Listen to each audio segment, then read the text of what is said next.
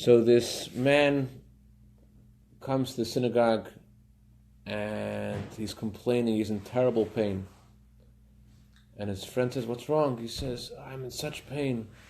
And he looks at his shoes, he sees that he's wearing these shoes that are 2 sizes too small. He's like, "What are you doing?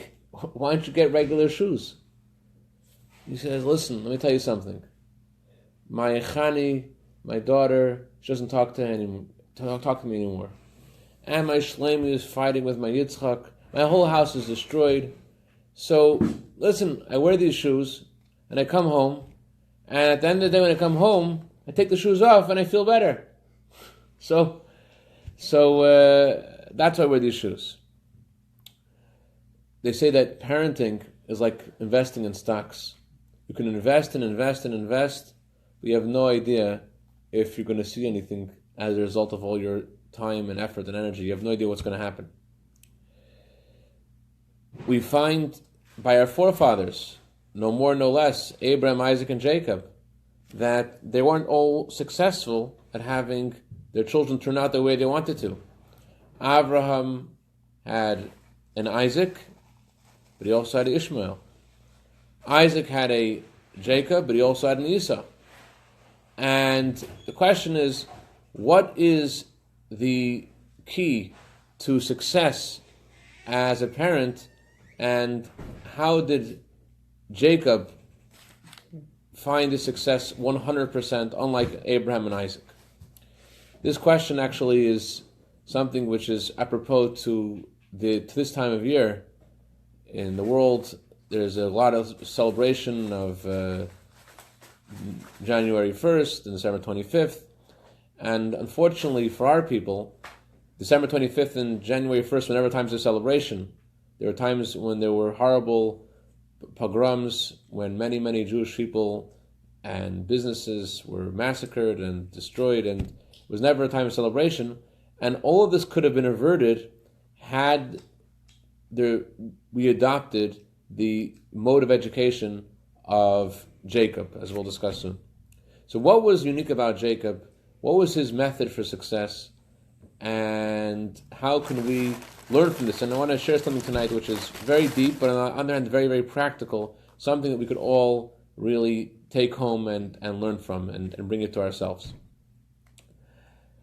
The Talmud says that the title for the Jewish people throughout the Torah is Bnei Yisrael, the children of Israel. You can't discount the value of Abraham, the first believer, or Isaac, who gave his life to fulfill God's request, and he went on the Akedah. But yet the Jewish people are not called the children of Abraham, the children of Isaac. We're called specifically the children of Jacob, the children of Israel. And the reason for this is, it says in the Sifri, is because Israel, Yisrael, Yaakov, Jacob, was worried his whole life. He wanted to make sure that his children would be good. His whole life he prayed, "I want my kids to be okay. I saw my father had an issue, I saw my grandfather had an issue." So his whole life he prayed and was worried that his kids would be okay, and he was successful. And because of that, we're called the children of Israel, because he was so successful. In fact, the Zohar calls Jacob, and the Talmud calls Jacob, the chosen one of all of our forefathers. The reason he's called the chosen one is because, as the Faith Torah explains, he was 100% successful with his children. In the words of the Talmud, mitato shlema, his bed was complete. And he had 100% success. How can we learn from this? What can we do to achieve the same success? I mean, we're talking about incredible people, incredible heroes. Abraham, who only has a 50% success rate in education. We have Isaac, and he also has 50%. And yet Jacob has a 100% success. What was his secret? What did he do? And how can we bring this home and learn from this? So before we get to Jacob's method for success, I just want to describe a little bit the setting of this week's Torah portion. Jacob gathers his children together around his deathbed. And this is actually the first time we find in the Torah this unique experience of someone having all of his children around his deathbed. Concerning Isaac, he didn't have all his children around his deathbed. He had sent Jacob away because he was in a fight with Esau. It's interesting, there's a kind of riddle in the Torah. It talks about Devorah, the nanny of Jacob, and how her passing was so tragic to Jacob that Jacob called the area where she passed Alon Bachut, an area of crying and tears and tragedy, when we don't really know so much about Devorah. And some commentaries say that actually was not Devorah herself, it was actually Rebecca. Rebecca herself passed away in a very tragic way. People always want, when they pass away, that at least when they die, that all of their family should be around them. And here we find by Rebecca that she didn't have anybody around. She had no one because Jacob had left, and Esau was angry at her for giving away the blessings to Jacob. So Rebecca had nobody around when she passed away, and therefore the Torah describes, it doesn't want to even say her name when it says that she passes away, and the Torah just uses a remez, a hint, and says that Devorah passes away. Devorah, the nursemaid, the nanny of Jacob, the nursemaid of Rebecca. They say this joke about this guy who was very, very miserly, and he never told his children about any of his possessions and where they were. And right before he passes away, he gathers his children together, and all of his kids are thinking, well, now finally we'll be able to hear where Dad keeps all of his money and all of his properties, and gathers his kids together. Hey, is Reuven here? Yeah, Reuven is here. Is Shimon here? Yeah, Shimon is here. How about Yehuda? Yehuda is here. Okay. So, and his wife says, don't worry, all your children are here. Everybody's here. Everyone's here. So who's watching the store? Titpaishu. Should be embarrassed. No one's watching the store. Even at the moment of death, he's still thinking about, no one's watching the store. So here we have Jacob on his deathbed, and he has, unlike Abraham and Isaac, he has all of his children gathered around. And what does he do when he has all of his children gathered around him? Unusually, you would think at that time, you want his last chance. You have to speak to your children. You want to say something nice to them, to have a moment when he's leaving his children. They have something to depart with them, to give them a parting message. We find actually by his first three children, Reuven, Shimon, and Levi, he chastises them and rebukes them with very harsh words. Words that if you repeated them to someone else, they'll kick you out of shul. How dare you say that about somebody? Cursed be their anger. Let them be scattered around Israel. So what is Jacob trying to do? And why is he so harsh on his oldest three children? But before we go into that, I want to just briefly talk about the unique quality of passing away with all the children around him. There is a great family in Chabad, the Greenberg family. Every one of their children is on shlichus somewhere. They have one guy in Alaska, one guy in China, all over the world. And unusually, he merited, when he passed away, that all of his children were home. He passed away, all of his children together. It's a unique thing. There was a... Related to Rabbi Greenberg? I don't think so. So there's a unique solidarity that people want. Even if the kids are fighting, at least when they pass away, they want the kids to come together, and their kids feel that way also. That at least in the moment of passing, everyone gets together. But there's something actually of a unique blessing in having a large funeral for the soul. There was a rabbi. His name was Rabbi Shmayo Garari. Very generous person, very philanthropic and generous. And people, whenever someone asked him for tzedakah, he'd always say the same thing: "I'll give you tzedakah, but only if you come to my funeral." And no one knew what this was about. What unusual way to respond when someone asks you for a donation. I'll give you tzedakah, but come to my funeral. So what happened was, the story was like this: he was once visiting the Rebbe. He used to come every year for the month of Tishrei, and when he visits the Rebbe, the Rebbe asks him about the funeral of the Kapishnitzter Rebbe. There's a very famous tzaddik called the Kapishnitzter Rebbe, and he passed away at the time. The Rebbe asked him, what's going on with how was that funeral? Were there a lot of people? Were there a few people? And the Rebbe said, I want to tell you why it's significant, if there was a few people there or a lot of people there. The Rebbe said, let me share with you why this is important. It's kind of like the Rebbe said, when you go to go to a new country, go into customs. If you get there at 1 o'clock in the morning, and you get there, there's no one there. There's 4 people. They're checking the border. They're going to check everything. They check your passport. They're going to check this. They're going to check that. There's nothing else to do. If you come in the middle of the day when this 747 has landed, they don't have any time to check everybody. Just pass everybody through. So too, the Rebbe said that a similar thing happens in heaven. The way the amount of people that come to someone's funeral, there's a similar thing that happens in Shemayim. Similar thing happens in heaven. So if there's a lot of people by the funerals, there's also a lot of angels there, and therefore a lot of angels. So whatever's going on, a person might be deserving or not deserving, but if there is a lot of people there, it makes it easier. So he was a businessman. So he hears this. So what does he do? He goes back to Israel. First stop, he goes to Rabbi Ephraim Wolf, the head of the Chabad Yeshiva in Lud. What do you guys need in the yeshiva? Well, what do you need in the yeshiva? We need to have 2 more classrooms. We need to have a bigger dining room. We need to have... I'll take care of it. Just have one request for you.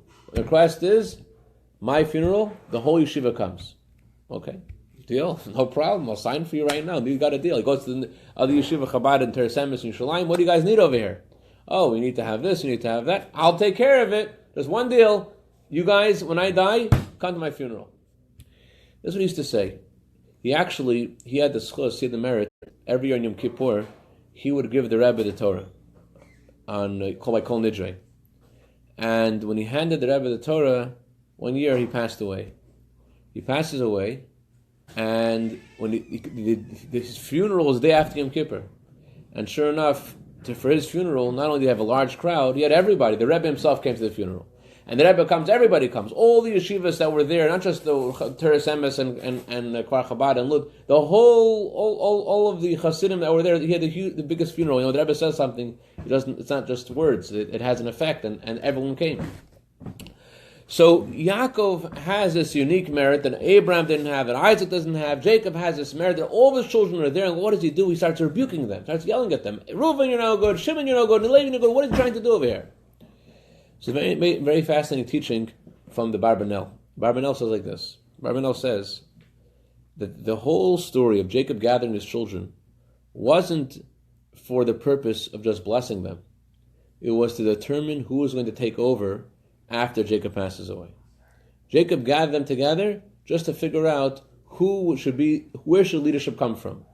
Parents and children, there's a conversation between one generation and the next, and the qualities that parents have, they bequeath it to their children. So Jacob wanted to know which child should be the one to take over, and there's an interesting pasuk that Jacob blesses Judah with, Ad ki yavo Shiloh. Until Shiloh will come, you will be the leader. Who is Shiloh? The simple meaning of Shiloh, the Rashi says, in Mashiach.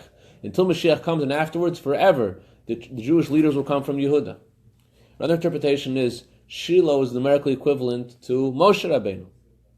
So there will be a leader from another tribe, Moshe Rabbeinu, but Ki Yavo Shiloh, when Shiloh will come, when Shiloh will pass away, when Moshe will pass away, when Moses will die, then the leadership will go to the tribe of Yehuda.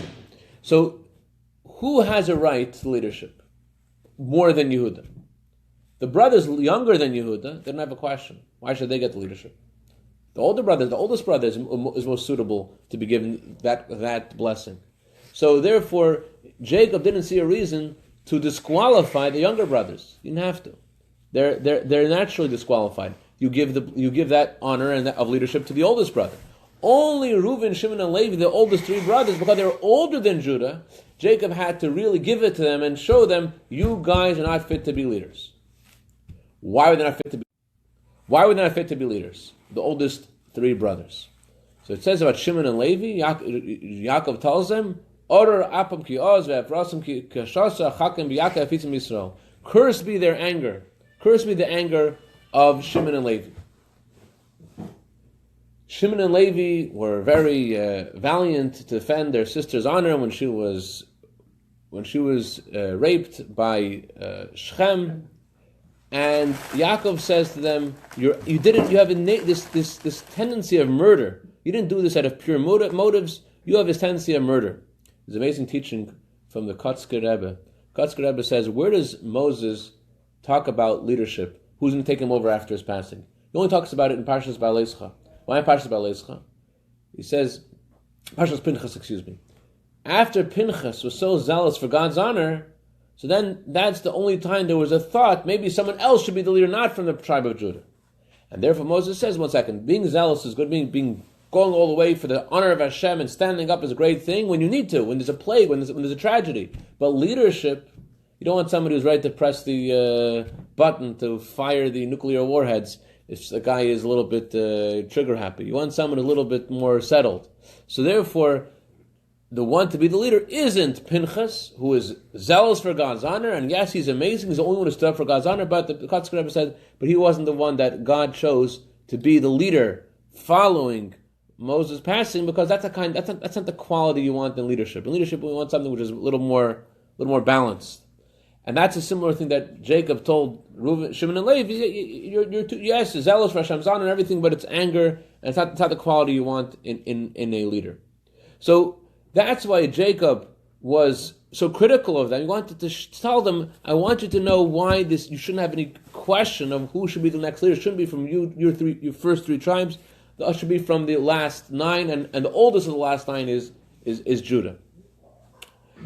So Jacob speaks to his children, and he tells them futuristic events. He tells each one of them what they need to do in life. And there's something unique about Jacob's children that we find for the first time in the Torah. Before Jacob's children, we find righteous people, and we find the wicked people. The first thing we find that's unusual about Jacob's children is progress. There's change. There's teshuvah.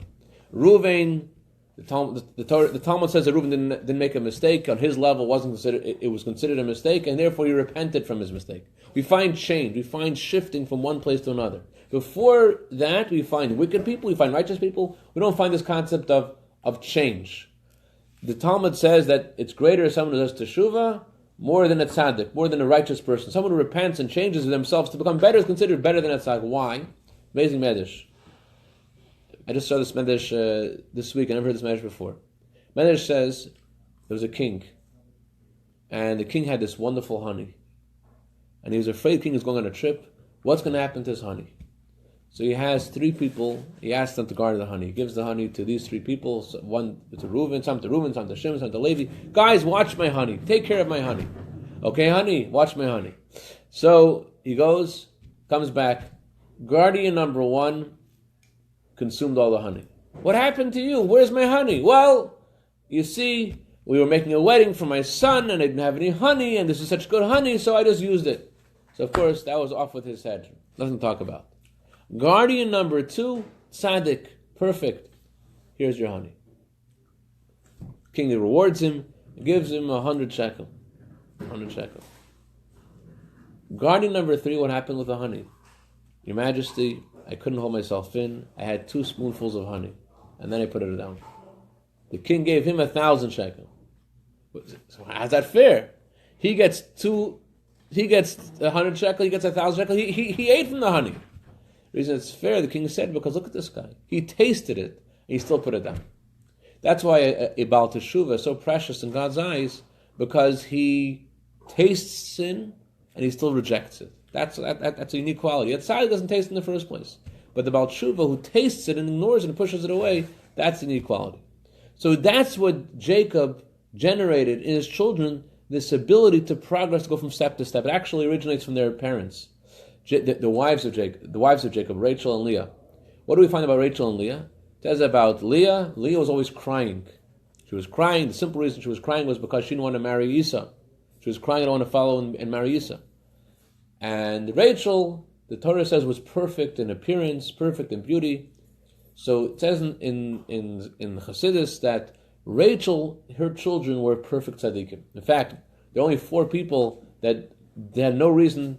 The only reason they died was just because of the sin of Adam and Eve. One of them was Benjamin, Rachel's son. Her children were perfect tzaddikim. They never made any mistakes. On the other hand, Leah's children, it says their energy was teshuvah, change, becoming better than they were before. And that's why Leah's eyes were always full of tears. Because that represents her way of serving God wasn't the way of the first guardian number 3, who never tastes sin, the tzaddik, Her way of serving God was teshuvah, returning and rejecting something that was you succumbed to in the first place. Going back and recognizing the mistake and moving onwards.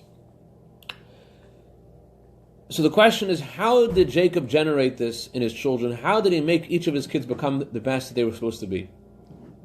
There's an interesting beginning of this week's Torah portion. You would think that Jacob just like could decide what would happen to each of his children, and whatever he said was going to happen. But we actually find in the beginning of the Torah portion that he has Joseph brings his two sons before Jacob, Manasseh and Ephraim, and Jacob puts his right hand on Ephraim's head and his left hand on Manasseh's head. Although Manasseh was the older son, and therefore Joseph expected his father to put his right hand on Manasseh. Instead, he crossed his hands, right hand on Manasseh, left hand on Ephraim. And Joseph protests. He says, "What's going on, Dad? This is the older son." And Jacob says, "Yes, he's the older son. He's going to be great, but his younger brother will be greater." 1 second. Isn't Jacob doing the blessings here? Why couldn't he make the younger son be greater? If it's all in his power of blessing, so he could have changed stuff around. So the answer is the word blessing in Hebrew, bracha, comes from the word vayavrech. Vayavrech means to descend. Vayavrech es hagmalim, as the camels lie down. Vayavrech means to bring something down, to bring it down. So you can only bring down what's there in the source. What Jacob did with his blessings wasn't that he changed something that wasn't there before, just that he brought it down. What's the blessing of a Kohen?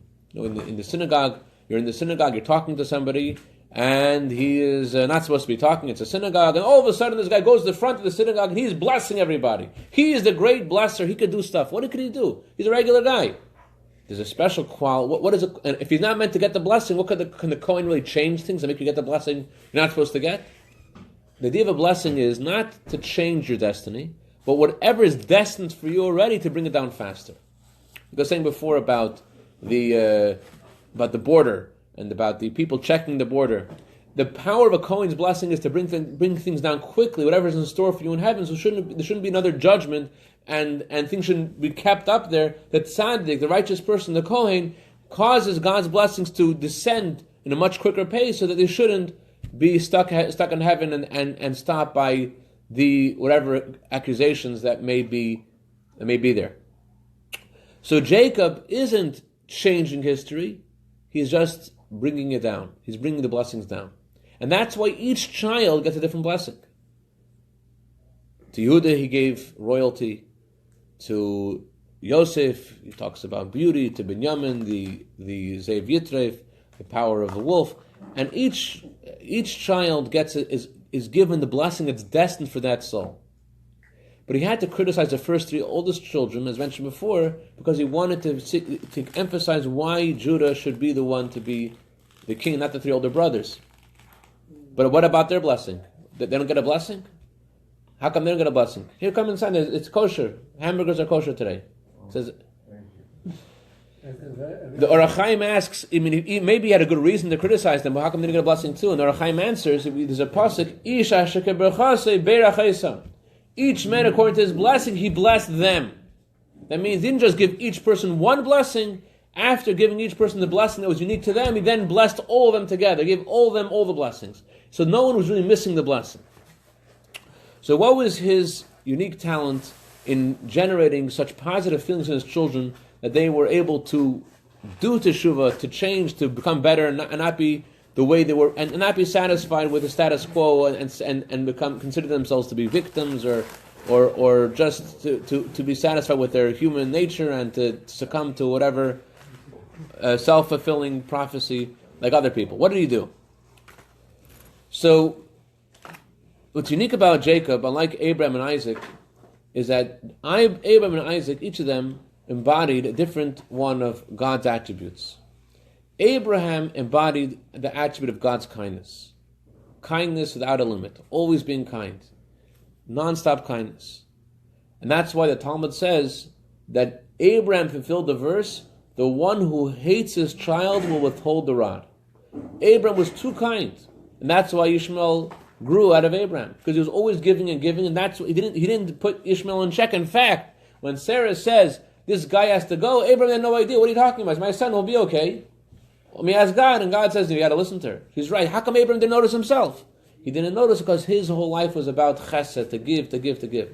How about Isaac? Isaac's attribute was fear of God. He was on a whole different plane. There was a great chassid, his name was Itcha the Masid. Itcha the Masid, one of his children, someone asked him, hey, your father was such a studious person, such a wonderful person, always praying and studying and doing kindness. How come you're not like him? So he bitterly said, my dad's in heaven. My mother's in the earth because his mother passed away. What do you want from me? Dad's in heaven, meaning his father's, somewhere up there. So to Isaac, Esau's wives were offering incense to idolatry, and Isaac is so not there that he's becoming blinded by the smoke of their incense. So he didn't either embody the unique quality of Jacob, which was Tiferes. Tiferes means to have both things, kindness and discipline. But not that the kindness and discipline are two separate things, but to unite the kindness with the discipline. In the words of the Talmud says the following: a person should always have with their children their right hand bringing close and the left hand pushing away. The right hand bringing close and the Yamin Mekarev is Smildech. Thank you, Rosalind. It was your idea. So the right hand bringing close and left hand pushing away. The Talmud gives two stories to explain what this means. The Talmud says, don't be like Elisha, who pushed away Gehazi with two hands. What was the story with Gehazi? There was this general named Naaman, and he was the general of Aram, and he had tsaras. He had this disease, and because of this disease, he comes to the prophet. What should I do? I have this disease. I am the general, and look at me. I have this disease. It looks terrible. So he goes to Elisha. Elisha says to him, this is what you got to do. You bathe in this river and you'll get better. He gets better miraculously. Okay, he gets better, and he says, I want to give you gifts. You help this non-Jewish general and myself get better. You deserve a lot. Let me give you gifts. I can give you gifts. I have so much. And Elisha says, no, I don't want any of your gifts. I did this for you. It's okay. No gifts. He's leaving. And Gehazi, the servant of Elisha, is thinking, hey, he changed his mind. He actually wants a gift. He said he didn't want a gift, but he changed his mind. He wants a gift. And Naaman's like, that sounds pretty funny. I mean, he seemed pretty serious about not wanting to get the gifts. Can you swear to me that he doesn't want to get that he wants the gifts? Sure. And Gehazi swears, I swear to you that he wants the gifts. Okay, Naaman says, you swore, I trust you, and he gives him lots of gifts. Elisha, with divine prophecy, divine inspiration, he realizes what happens, and he's very upset at Gehazi. And he says, how dare you do this? And Gehazi says, I'm sorry, I shouldn't have done it. He says, you disgraced God's name. You made it look like I did this all for the sake of a reward. I wanted to sanctify God's name, to show him that we're a kind, generous people, and look what you did. I'm so sorry. I realized I made a mistake. Elisha couldn't forgive him. And he pushed him away with two hands. What did Gehazi do then? He started his own religion. He started his own tabernacle for idol worship because he got pushed away with two hands.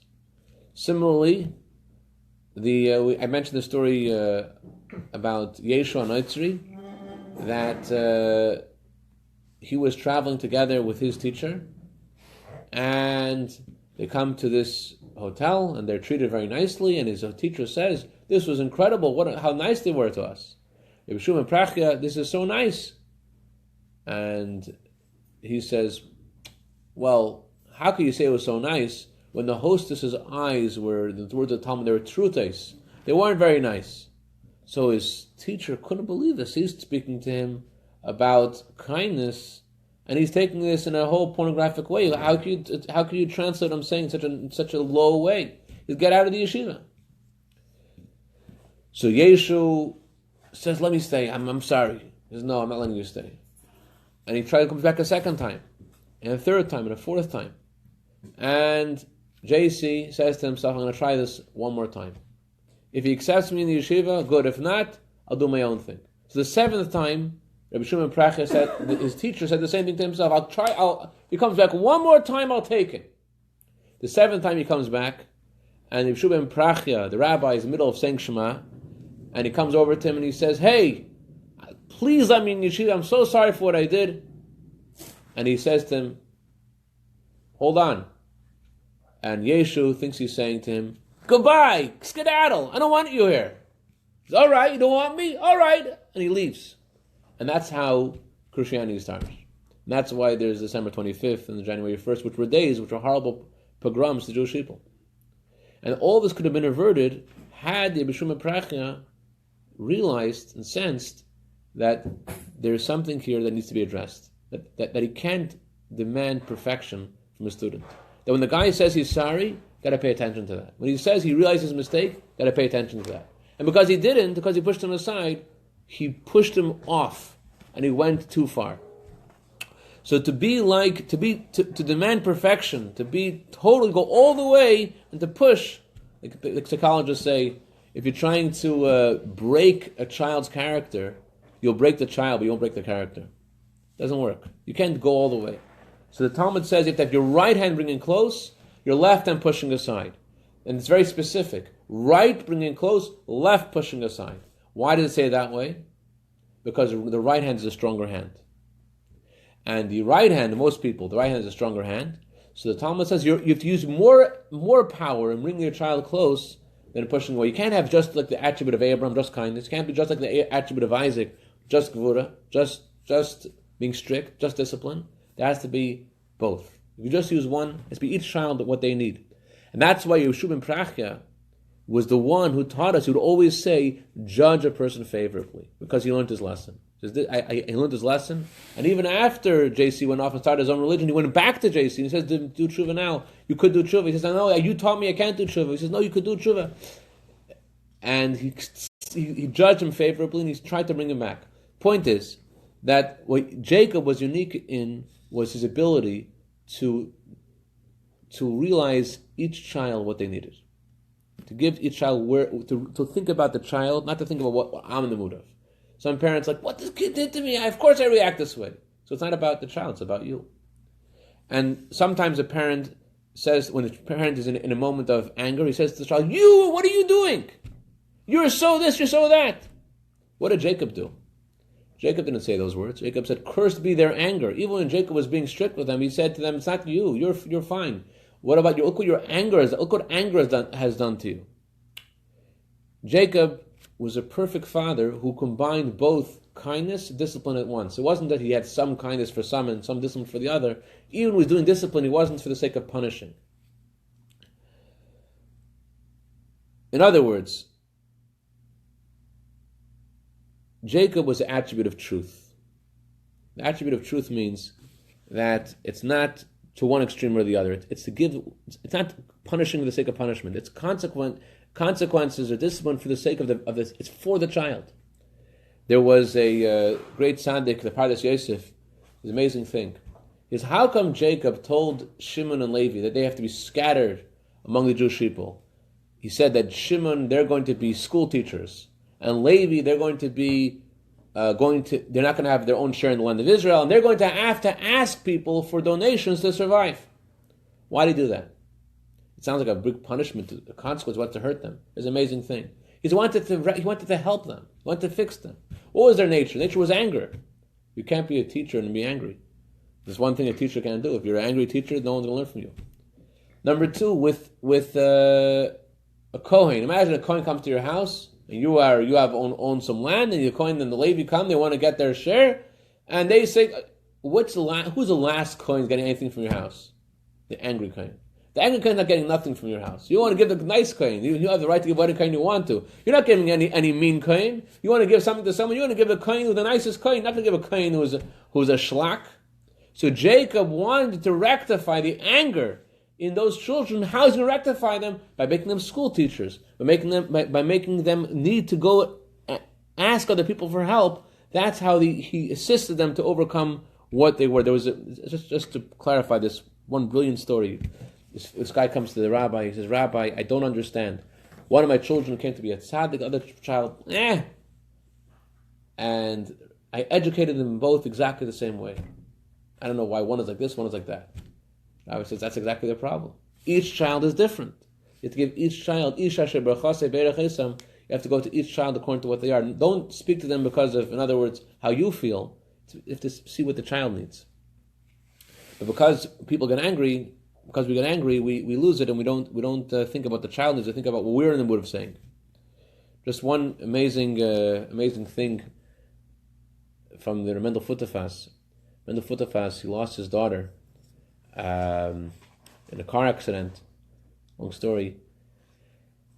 After he lost his daughter, he visited the Rebbe, and one of his close friends didn't want to say hello to him. The Mendel was in prison for such a long time. Then he comes to America, and you would think he finally could relax after all the tragedies that happened to him, and instead now he has this tragedy of his sister dying. So he didn't want to say hello to him because I'm sorry, his daughter. Thank you. His daughter died, and he didn't want to say hello to him after this tragedy. So Mendel calls him over. He says, "I'm going to tell you a story." He says there was once a captain of a ship, and before the captain of the ship set out to sail, he found out that his wife was sick. And because his wife was sick, he was very depressed. He was very upset, and he was the captain of the ship in the army.